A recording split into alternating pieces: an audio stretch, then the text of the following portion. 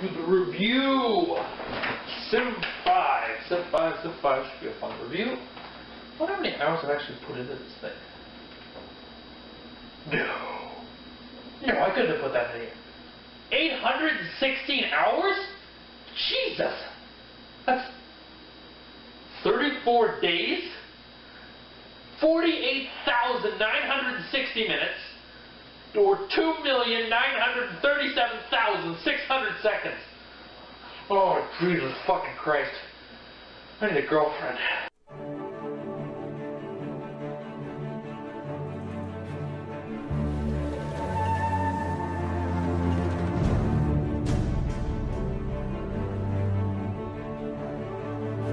Hello and welcome to Connor Reviews. Today we're...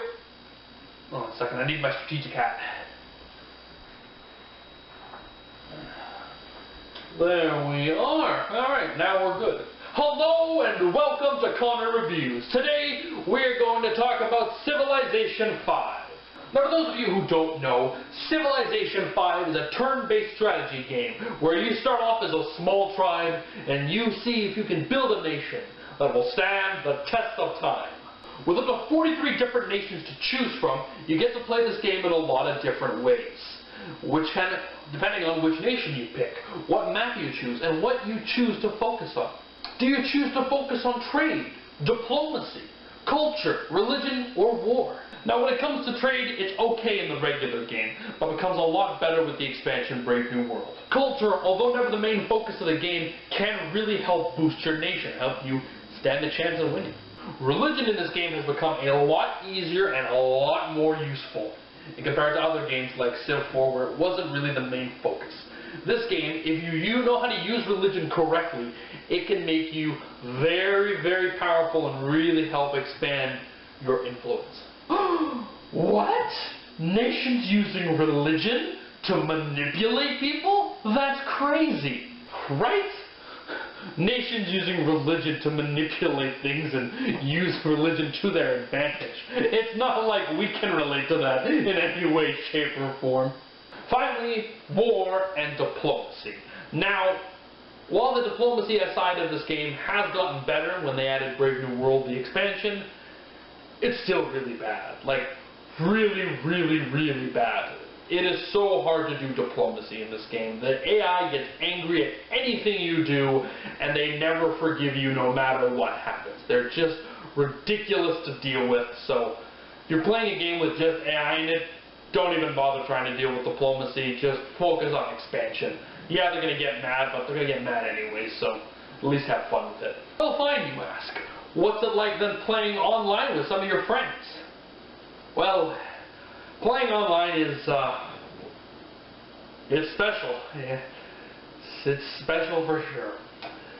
Ignoring things like the glitch they had for the longest time that allowed the enemy to take all of your land without your permission, which they have fixed. Now, if you're able to actually find a game online that doesn't disconnect right away, kicking everyone out of it, then it's actually a lot of fun. Now, playing with strangers, I've probably only really had a small handful of actual fun matches because the rest of the time you get disconnected. But when it comes to playing with friends, I have actually had a lot of fun games with them. Now, while the single player side of this game is a lot of fun, the playing with your buddies online side is a blast. If you're able to actually convert some of your buddies over to this game, then you guys will be able to have a lot of fun together. Case in point, me and my buddies combined have played a total of 4,697 hours of Civilization 5. Holy shit. Dude, we seriously need fucking lives. Now, with that in mind, we should bring up another thing. If you're looking for a video game where you can quickly pass the time, a nice quick video game, this is not the game for you. Case in point, I have clocked in 816 hours of Civ 5. And I have only finished 7 games. Yeah, that's because you suck cock. Fuck off, Mark. Now, for those of you who are familiar with the Civilization series and haven't played Civ 5 yet, I should give you a warning about 3 big changes that have happened in this game compared to other games. Yes, there are more than 3 changes, but there are 3 changes that are worth noting. The maps are no longer cubed, they're hexagons. Instead of having to go either in a very cube-like direction, they have the maps all set up like hexagons, which allows for the game to be a lot more strategic and nations to grow a lot more natural now.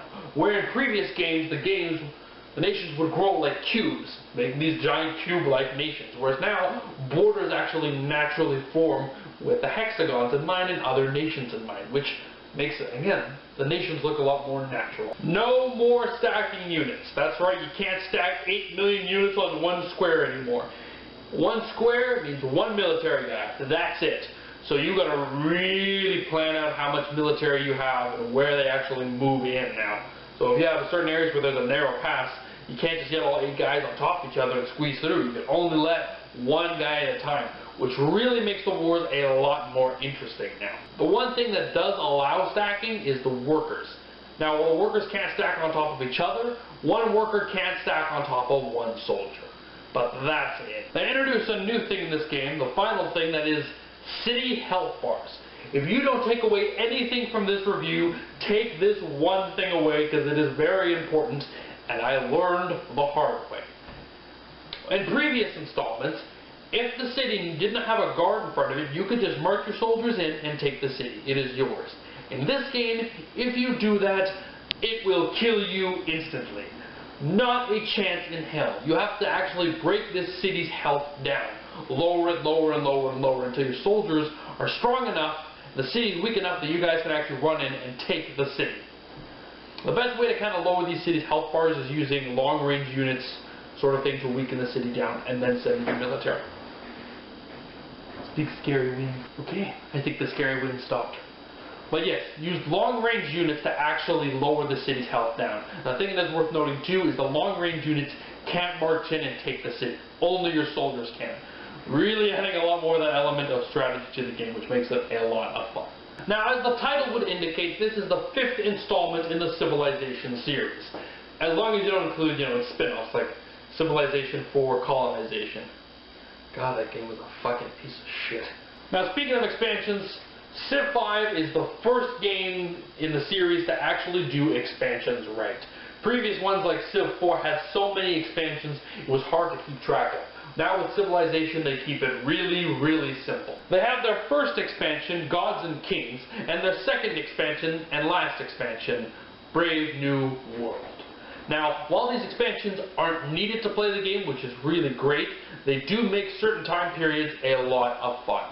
In the expansion, Gods and Kings, they focus a lot on the middle of the game, the Middle Ages, where they add a lot more nations, but a lot more features to make that middle chunk of the game a lot more interesting and a lot more fun. Then the last expansion, Brave New World, focuses on the period between the Renaissance and modern day, basically the end of the game. They also add a lot more nations into the game, but they add a lot more features to really help get that last bit of the game a lot more interesting, a lot more intense as you close in on the final game. If you're a fan of the Civilization series, then I would definitely encourage you to get this game. If you aren't a fan of the Civilization series and you're just getting into these kinds of strategy games, then I would really encourage you to start out with this game. This is a great opening door, first step into strategy gaming of this sort. It's very easy and simple compared to other games like Europa Universal. Europa, there's just so much to take in, whereas Civ, there is still a ton to take in, but it's baby steps. You're learning how to do it, and it becomes very simple once you actually figure the game out. I would really encourage you, if you're looking for what kind of game, to try this one out. I'm giving this game a 4 out of 5. So what did you think of Civilization 5? Do you think Civ 4 is the best game in the series? Do you think I'm a total dumbass who should kill himself? Let me know in the comment section down below, and I'll see you next time.